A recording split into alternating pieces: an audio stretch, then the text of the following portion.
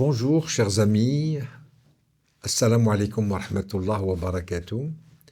Aujourd'hui pour mon billet de cette semaine qui est intitulé « Ne pas différer la justice », j'ai commencé par parler de ces images de joie et d'émotion qui ont parcouru le monde, montrant les otages israéliens enfin libérés, retrouvant leur famille. Et cette scène a touché jusqu'aux consciences les plus endurcies. Dans ce cri de soulagement partagé, nous avons entrevu ce que pourrait être une humanité réconciliée avec elle-même. Des enfants qui se blottissent à nouveau contre leur mère, des visages marqués par l'angoisse, malheureusement, mais redevenant enfin lumière. Il serait vraiment indécent de ne pas s'en réjouir, car cette joie est celle de la vie qui reprend le dessus, de la peur qui enfin s'éloigne, ne serait-ce peut-être qu'un instant. Mais toute émotion sincère porte avec elle son envers, la douleur de ce qu'on oublie. Car à Gaza, la guerre n'a pas seulement brisé des murs, elle a disloqué le tissu même de l'existence humaine.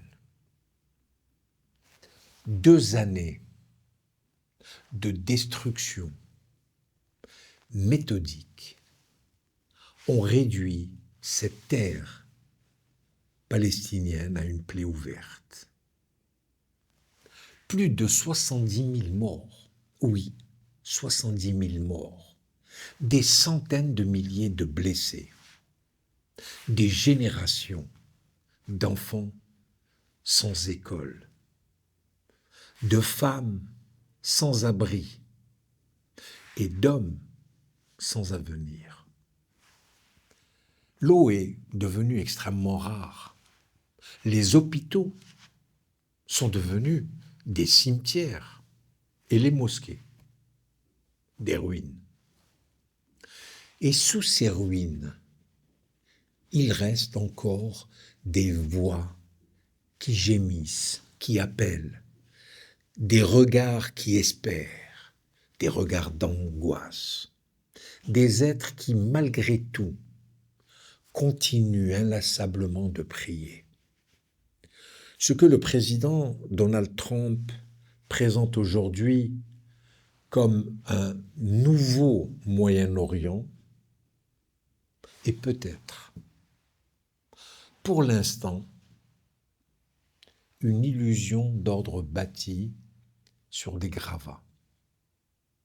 Oui, l'accord sur Gaza, signé hier au Caire, en présence des plus grands dirigeants d'Égypte, du Qatar, de Turquie, de France, de Grande-Bretagne, est un fait diplomatique majeur. Il a permis au moins temporairement, soyons optimistes, de réduire le vacarme des armes et de ramener à la surface des vies retenues dans l'obscurité. Mais que vaut un cessez-le-feu sans véritable horizon politique? Il n'y a pas d'horizon politique. Que vaut aujourd'hui une reconstruction si l'on ne rebâtit pas d'abord le sens même de la justice? C'est de cela qu'il est question.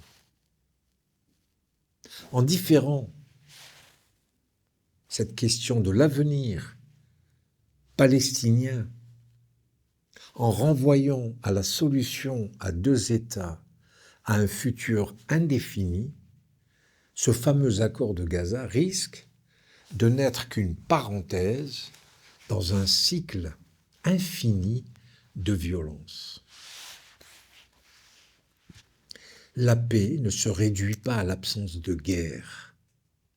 Elle exige, oui je dis bien, elle exige la reconnaissance, la légitimité, la dignité.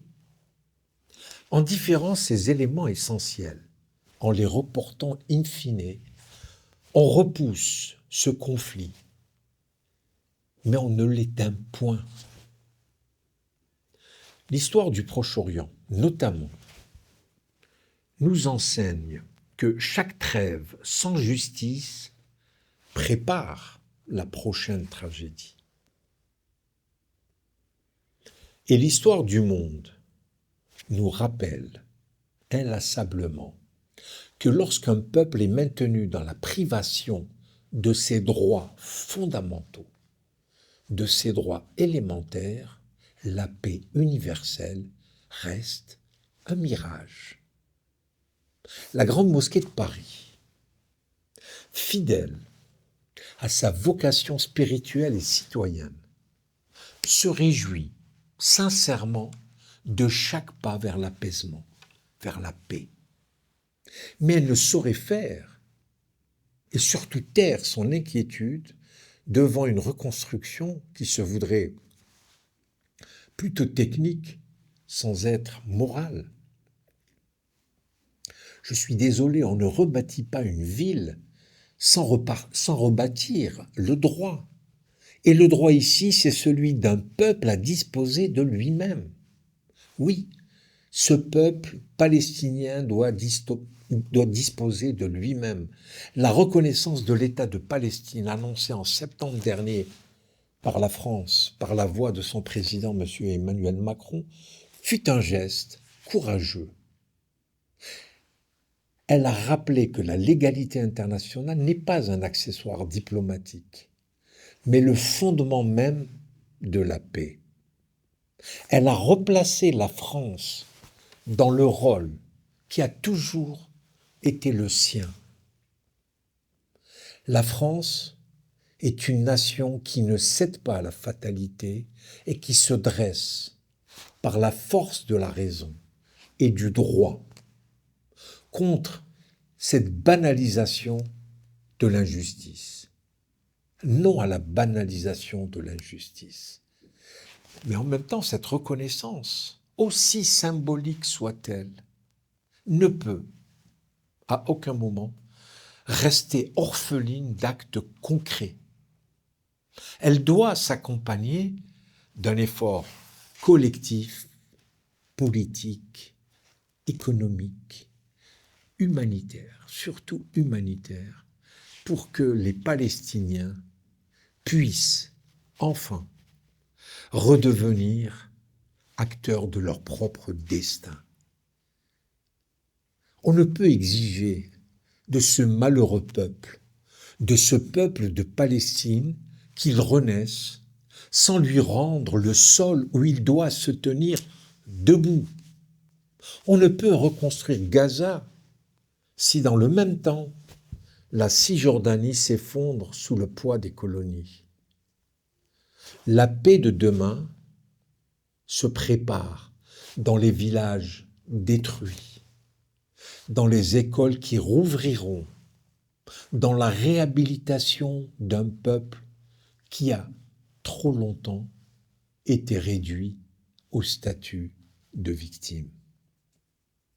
L'accord signé par le président américain, M. Donald Trump, évoque la création d'une force internationale et la mise en place d'une administration transitoire. L'exclusion totale du Hamas de toute gouvernance. Ces dispositions, si elles peuvent répondre à une logique sécuritaire, ne sauraient remplacer la légitimité démocratique d'un peuple. Gouverner pour les Palestiniens sans les Palestiniens eux-mêmes, c'est encore et encore prolonger la dépossession. C'est vouloir, en fait, guérir une blessure en la recouvrant de silence. Car il faut le dire, la vraie paix exige du courage moral, non seulement de la part des puissances étrangères, mais aussi des acteurs régionaux. Il est temps aujourd'hui sortir des calculs, des basses vengeances, des stratégies d'influence pour revenir à la parole simple de la justice. Cette justice, notre noble Coran la nomme avec majesté « Inna Allah ya'muru bil-adli wal-ihsan » Dieu ordonne la justice et la bonté. Elle n'est pas un idéal lointain, mais un devoir quotidien. C'est la justice qui fonde le vivre ensemble. C'est cette justice qui rend la paix possible. La France, par sa tradition universaliste, peut encore rappeler à tous que le droit des peuples n'est en aucun cas négociable. Elle l'a fait hier en reconnaissant l'État de Palestine. Elle doit aujourd'hui impérativement le faire en soutenant avec constance la réalisation de cette reconnaissance dans les faits. Oui, dans les faits. Comment? Par une aide à la reconstruction, par une diplomatie active, par une voix claire au sein des Nations Unies. Enfin, au-delà de la politique, c'est notre humanité qu'il faut reconstruire.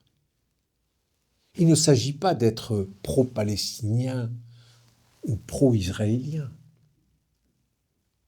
Il s'agit d'être du côté de la paix, c'est-à-dire du côté de l'humain, du côté de l'humanité, du côté de la fraternité.